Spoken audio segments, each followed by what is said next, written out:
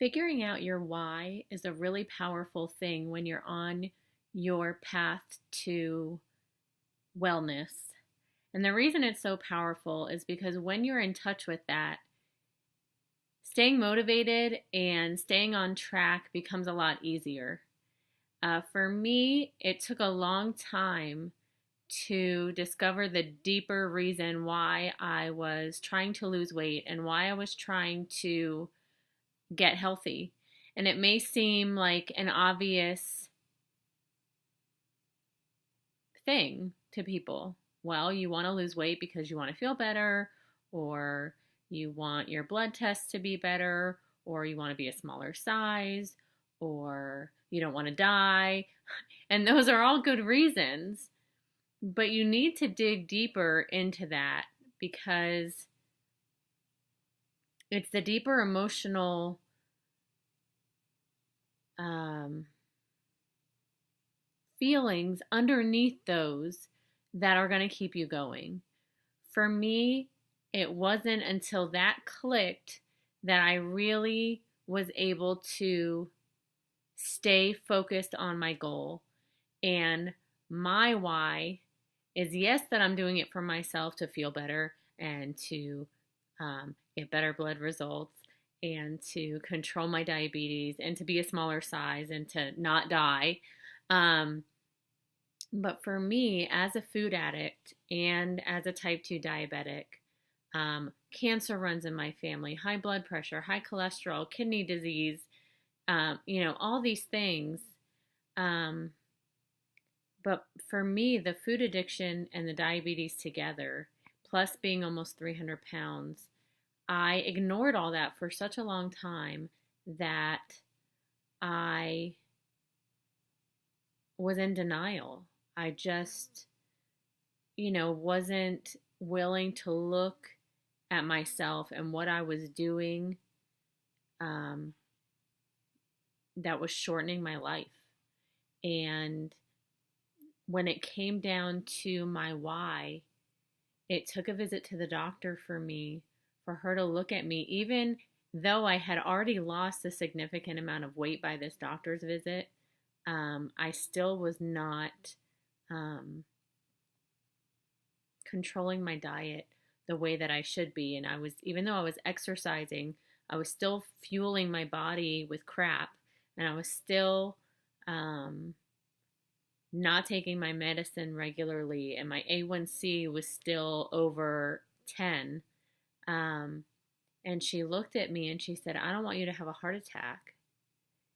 We need to do something about this now.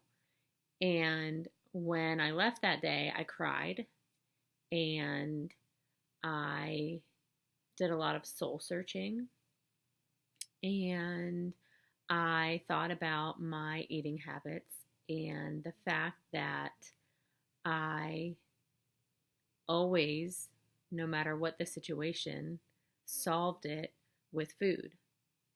Whether it was happy, sad, angry, stressed, bored, if we were celebrating, it was always with food. And I decided that that was not okay anymore, that something had to change because my why became the thought of dying at 38 years old and my children thinking and believing that I was choosing food over them, that this is something that I could prevent, that my condition, my being almost 300 pounds, my being unhealthy, my choosing to eat this way and to live this way was a choice. And to leave them early and to leave them this young is a choice. And I would never want them to think ever that I would choose this life over them because I would never choose any food over my babies ever. And so now I live every day with them watching. And it's not that they weren't watching before, but now it's like if even if they're not here, they're watching. And so when I want to binge or when I want to make an unhealthy choice, I picture my babies watching me, and I want to make them proud, and I want to be around for them to know how hard mommy worked so that I could be there, so that they know without a question that I'm living the healthiest life possible so that I can be there for every moment that I can be there for.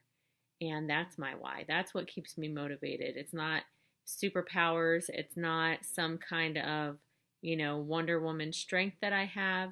It's being in touch with the deep emotional reason why I need to do this. And it's not just about, smaller pants, which are awesome. Um, but it's so much more than that. It's about living the life that I have always wanted to live with my family, with my husband, for myself, and for my family.